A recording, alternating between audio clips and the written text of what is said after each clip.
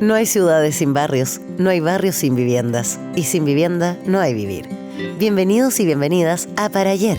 Grandes voces de la política, el arte, las empresas y la academia unen sus puntos de vista sobre la vivienda y la vida en sociedad. Para Ayer, un programa de Déficit Cero y Radio Pauta. Conduce Sebastián Bowen.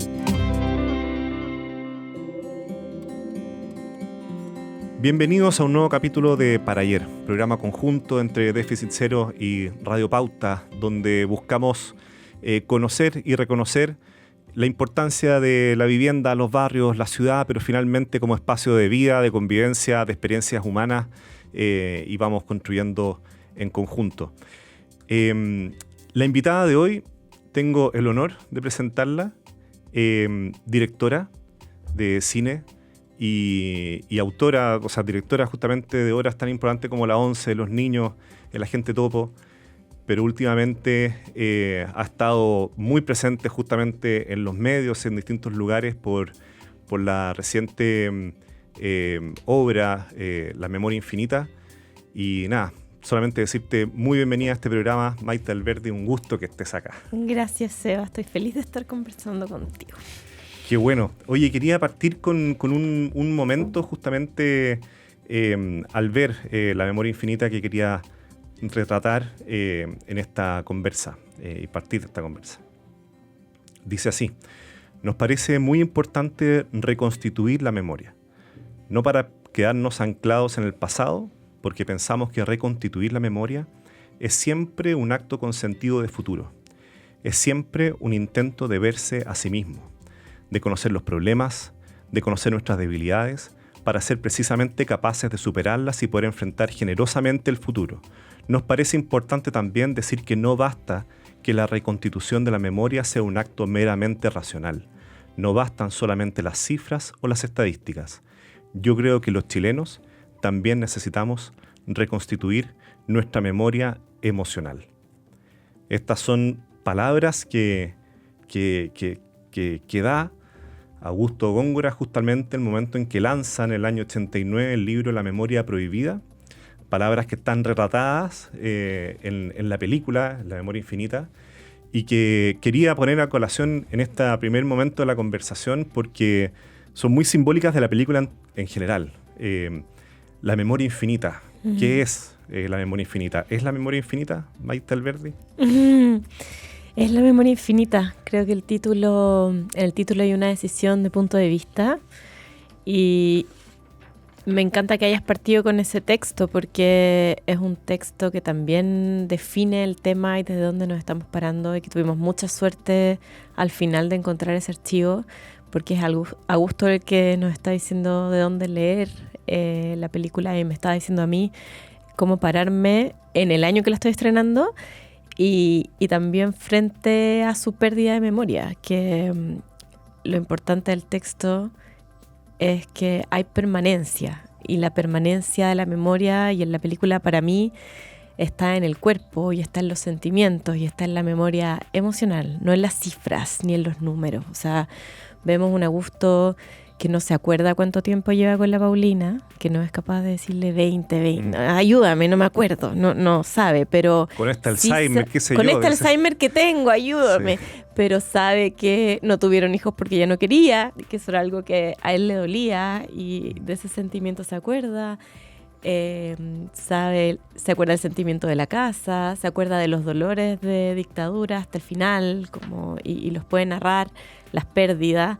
Se acuerda del amor hasta el último día. Entonces hay un sentimiento que permanece en el cuerpo, que no es explicable desde lo racional, desde donde hemos entendido o desde donde nos han hecho entender la memoria en la educación, como desde el aprendizaje numérico, estadístico, de retención de información. Pero yo vi a una persona que el cuerpo retuvo sentimientos, y creo que desde ahí nos tenemos que parar, y como dice él, desde ahí tenemos que reconstruir.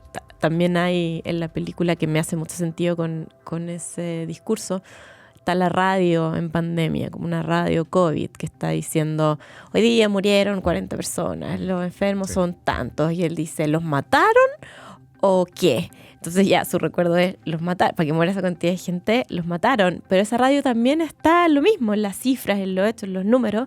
Pero ¿qué está pasando en esas historias? ¿Qué está pasando en esas familias? ¿Cuál es el sentimiento detrás de esas pérdidas? Es lo que creo que hay que comunicar y que es lo que trasciende. Hoy día no podemos negar los dolores.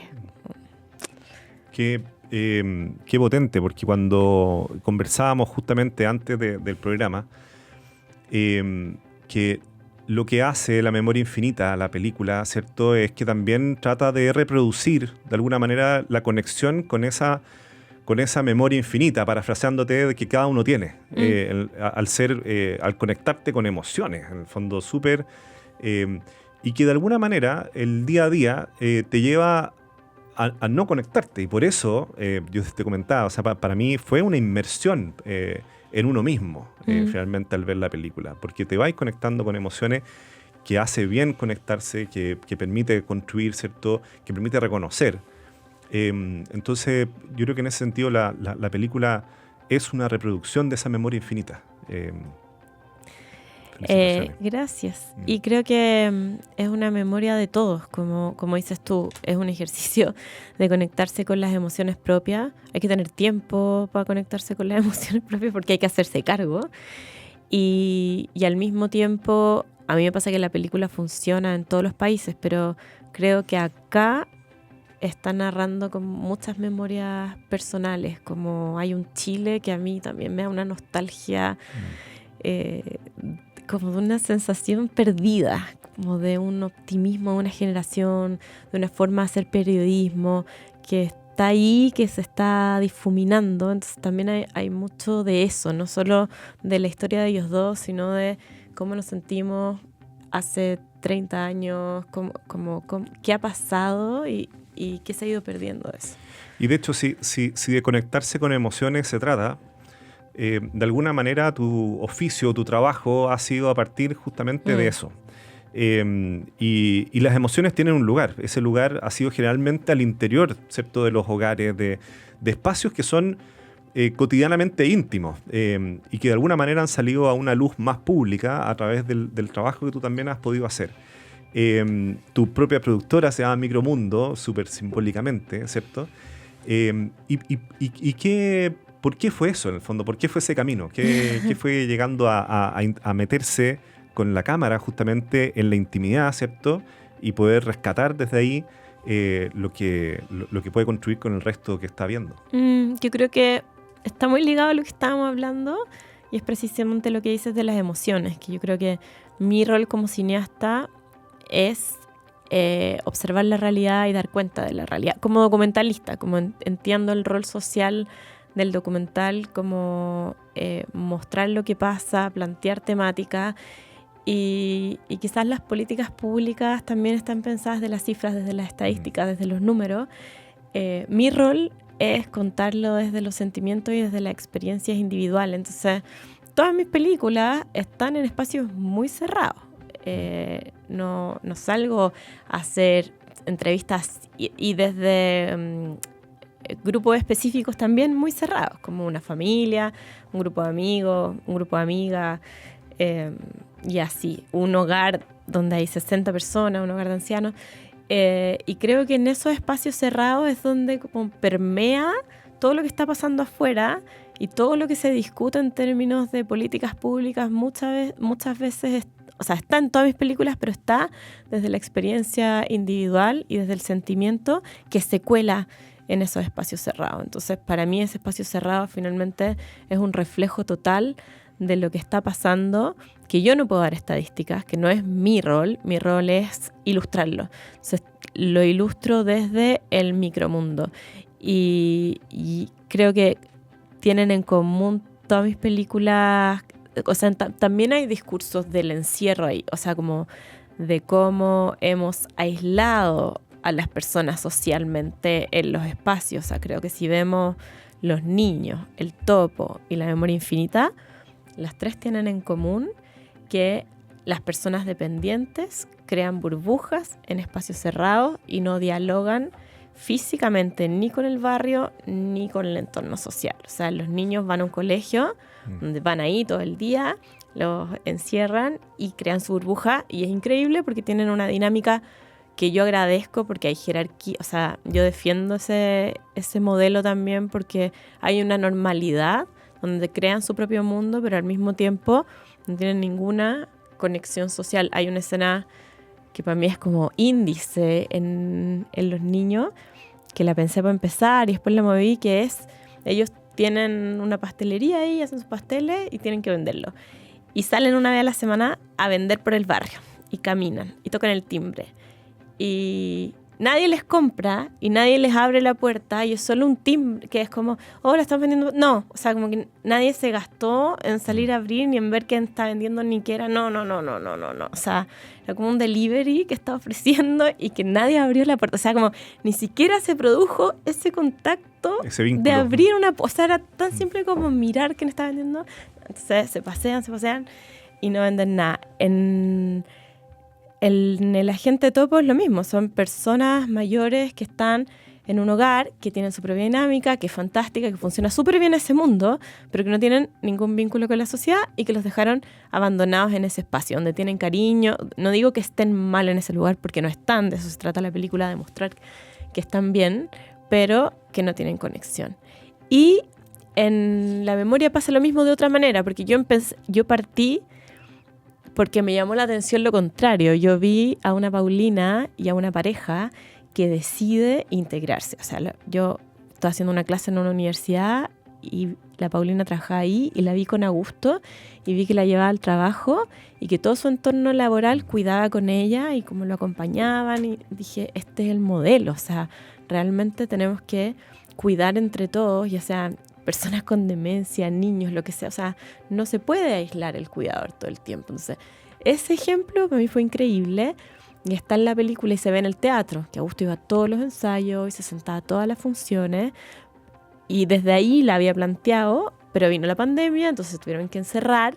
Bueno, y en el encierro se deterioró y al final se quedaron solos, muy encerrados, en una casa también. Una casa que queda aislada y a la cual la gente no va. Entonces, lo mismo que sucede en el topo y es lo mismo que sucede en los niños, que se crean estas burbujas de cuidadores y pacientes. Claro, y que nos hace pensar finalmente mientras te escuchaba como de alguna manera el modelo de interacción que tenemos en barrios, en ciudad, esta lógica que se está instalando cada vez más de la idea como de una sociedad de los cuidados, que justamente lo que busca es repartir eso y no dejarlo únicamente el vínculo familiar. Si al final lo que empieza a suceder cuando las instituciones o los estados, ¿cierto?, no logran generar sistemas de protección, es que la familia pasa a hacer eso, ¿cierto? Y la familia que te tocó nomás. En ese sentido, hay una... tú con tu trabajo te has metido en ese espacio, te has metido en las casas, tú mencionaste eso, de hecho el escenario de tus obras es finalmente la casa, pero es también el hogar. Entonces, ¿qué es lo que hace, Maite, una pregunta que no es tan fácil de dilucidar, que una casa sea un hogar? Mira, Isabel Allende, se me quedó grabado, decía en Paula, una casa es hogar cuando en ella nace y muere gente. Como estoy muy de acuerdo con eso, pero yo creo que una casa es hogar en la medida que se construyen vínculos familiares y yo creo también en la casa abierta, como en el espacio para compartir, en el espacio que has vivido muchas experiencias conjuntas, como no es, o sea, la casa, no sé, cuando uno se cambia de casa, cuesta mucho, por mucho que uno le guste la casa, porque por algo la eligió, cuesta mucho sentirla propia, más allá de decorarla, es como solo la experiencia te hace sentir que es tu casa. Hay una escena muy linda en La memoria que están viendo el eclipse y la Paulina le dice a Augusto, ¿te gusta tu casa? Y él le dice, nuestra casa. Como, ¿por qué dices tu casa? Y se enoja un poco de nuestra. Ya, perdona, Augusto, nuestra. Y hay algo ahí que tiene que ver con que, claro, era la casa de Augusto, la Paulina se va a vivir allá, la remodelan y como él siente que ella no tiene la conciencia de hogar común, o sea, como que era el hogar de él y que ella llegó a habitar este hogar. Pero por supuesto que es de los dos, pero es importante el lenguaje en ese sentido y la pertenencia. Y Augusto vivió ahí toda su vida adulta, entonces claramente era hogar. Y en ese sentido, si uno pensara que la casa puede ser un hogar en la medida que existan esos vínculos, esa experiencia, ¿cierto? De alguna manera, en la medida que exista al interior lo propio de lo humano y las vinculaciones humanas, de las relaciones humanas. Si hiciéramos el símil en el país, ¿ya? Y el país fuera una casa, y el país pretendiera ser un hogar, yo te haría la misma pregunta: ¿te gusta nuestra casa? Creo que me ha costado entender últimamente nuestra casa, y en términos de cuidados no me gusta nuestra casa. Siento que precisamente pasa eso, que no es una casa que cuide, no es una casa, o sea, es una casa donde sirve lo funcional y lo que responde a lo práctico y que genera que muchas comunidades estén aisladas en general. Y, o sea, esa es mi obsesión y lo que he venido trabajando y no sé cómo se soluciona. Y creo que no es solamente culpar al Estado, es como comunidades, cómo no hemos sido capaces de integrar y de cuidar entre todos en la ciudad y como personas. Lo encuentro increíble y también como nuestra casa país, como me preocupa en la discusión sobre los cuidados, que se profesionalicen y que al final todo se resuelva pagando y que sí, se le paga a la cuidadora para que se pueda quedar en la casa, pero creo que es preservar un modelo donde no estamos integrando en la comunidad. Me ha pasado con la película, que yo no lo había vivido, la Paulina lo ve todo el rato, que no hay persona, porque no hay, que no me diga, oye, yo tengo un papá con Alzheimer, yo tengo un abuelo, yo tengo un tío, a mí me tocó vivir esto, por eso me cuesta. Y si todo el mundo tiene alguna relación con el Alzheimer, yo, ¿dónde está esa gente? Porque yo nunca la he visto en el cotidiano, no la veo en la calle, o mis amigos no la llevan para la casa. O sea, como, ¿por qué escondemos? Y también desde la frustración de tantos amigos con hijos, con capacidades diferentes de todo tipo, que es una lucha como con todos los modelos educacionales que no lo logran y se vuelven a aislar. Como tendemos a la aislación y creo que se sigue pensando en esa profesionalización para que funcionen por su cuenta sin integrarlos, y eso no me gusta. Y de hecho, cuando mencionas este caso como de la invisibilización, ¿cierto? Que sucede al interior de las casas, es imposible que no se me venga a la mente lo que nos pasa en nuestro mismo trabajo en Defensero, en la pega que hacemos. A veces se mira los campamentos, ¿verdad? Y uno de los elementos que tienen los campamentos es que es un fenómeno de exclusión habitacional, pero que se hace visible. Sale así como si fuera la punta de un iceberg, decimos nosotros. Pero lo que pasa con la gran mayoría de la exclusión habitacional, las familias en hacinamientos, por ejemplo, o familias que están, no sé, en condiciones de arriendos informales y abusivos muchas veces, etcétera, es que está bajo los techos y detrás de las puertas. Entonces no se ve, ¿cierto? A pesar de ser una magnitud gigantesca, ¿cierto? Estamos hablando de millones de personas, no se ve. Bueno, ¿cuántas otras realidades, como las que has mencionado tú ahora, se invisibilizan, ¿cierto?, en el espacio, por decirlo así, íntimo de las casas? Y la importancia que tiene entonces explorar esos desafíos que lo hacen justamente obras como las tuyas, digamos. Hay una tríada de palabras que aparece en La Memoria Infinita y que me llamó harto la atención, que se lo menciona, si no me equivoco, claro, es una dedicatoria que le hace Augusto Góngora al libro que le regala La Memoria Prohibida a Paulina. Y en esa dedicatoria él relata 3 palabras, dice, o sea, tiene coraje quien tiene memoria, ¿cierto? Y quien tiene memoria es un sembrador, y tú eres una sembradora, le dice. Me llamó la atención, ¿cómo interpretas tú la conjunción de esas 3 elementos. Hoy yo lo leo tan desde Augusto como me siento que está viendo en ella algo para hablar también de sí mismo. Le dice, claro, los que tienen coraje son sembradores como tú, que sabes de la memoria, que tienes coraje y eres sembradora.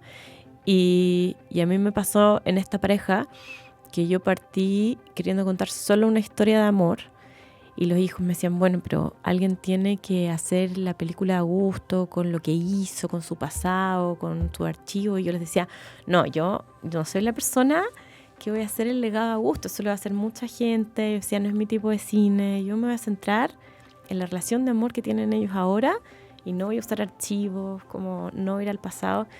Y me pasó que para entender esa historia de amor en todas sus dimensiones, acá también está lo público y lo privado, la relación íntima estaba tan ligada a su historial público y a sus acciones profesionales y a sus luchas públicas que yo no lo podía esquivar porque vuelvo, como se colaba en la pared de la casa, o sea, como Augusto viendo un archivo con la Paulina el teleanálisis diciendo, ay, me acuerdo cuando murió Parada, y va ahí, se acuerda, y como de ahí van saliendo para afuera y sus luchas fueron parecidas y muy claras. Entonces yo creo que el coraje es una definición de identidad de ambos y de Augusto con una valentía para atreverse a agarrar la cámara en un momento en que no, como que era riesgoso salir a la calle. Al mismo tiempo después, él es muy lindo porque él dice, yo hice 2 crónicas en este país. Hice la crónica de un país de la muerte que llevó a la vida con el teleanálisis y después me tocó hacer las crónicas de los creadores de este país.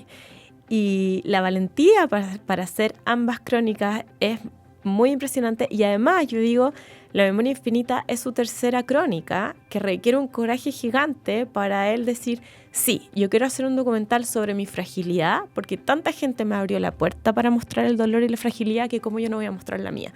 Y eso es coraje. Y eso también es sembrar porque es como estás filmando para, o sea, estás poniendo semillas que ahora viven solas, o sea, toda una generación se acuerda de los programas culturales de Augusto, como tuvimos una conciencia de como un despertar cultural que no teníamos por esas pequeñas cosas y que prevalecen en la memoria. Entonces yo creo que en esas 3 palabras se está definiendo él, está definiendo su consecuencia y también a ella, como que ahí se cruzan. Encuentro muy potente la conjunción de esto por el título de la obra, por la memoria infinita, que volvemos al inicio de la conversación.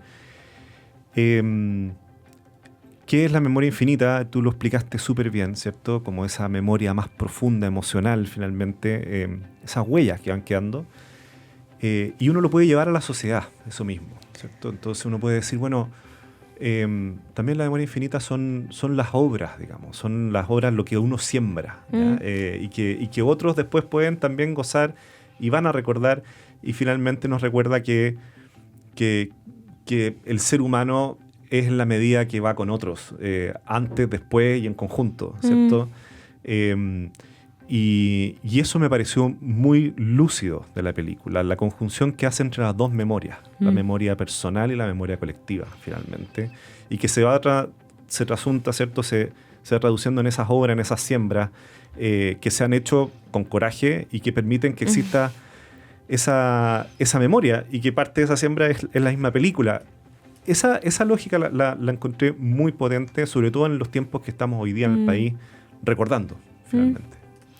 A mí me pasó que yo los fui descubriendo como en el camino. Siento que ellos me fueron dando las señales para construirlo desde ahí y efectivamente creo que este año y donde estamos, como me quedo con ese primer discurso que leíste de Augusto, decir, como, acordémonos de lo que sentimos, no neguemos los dolores, porque al revés, es como comuniquémoslos, que preserven y desde ahí vamos a recordar porque el cuerpo no olvida. Cuando estábamos en la conversación ahora, en un momento te pregunté si te gustaba nuestra casa y es interesante que cuando uno pone esa pregunta, inmediatamente cambia la conversación. Es nuestra casa, ¿cierto? Chuta, pero espérate. Es como un compromiso mayor. Cómo mejoramos nuestra casa. Y tal vez lo que hace falta es comprendernos más así. Así que, nada, una invitación al coraje, una invitación a sembrar, a ser sembradores, una invitación, por tanto, a la memoria, y que esa memoria sea infinita, es lo que significa tu presencia en este programa, Maite. Así que muchas gracias por haber estado acá y compartir las reflexiones. Un gusto, gracias. Chao. Chao. Esto fue Para Ayer. Grandes voces del Chile de hoy conversan junto a Sebastián Bowen sobre la vivienda y la vida en sociedad. Escúchanos también en el canal de Spotify de Déficit Cero y en pauta.cl.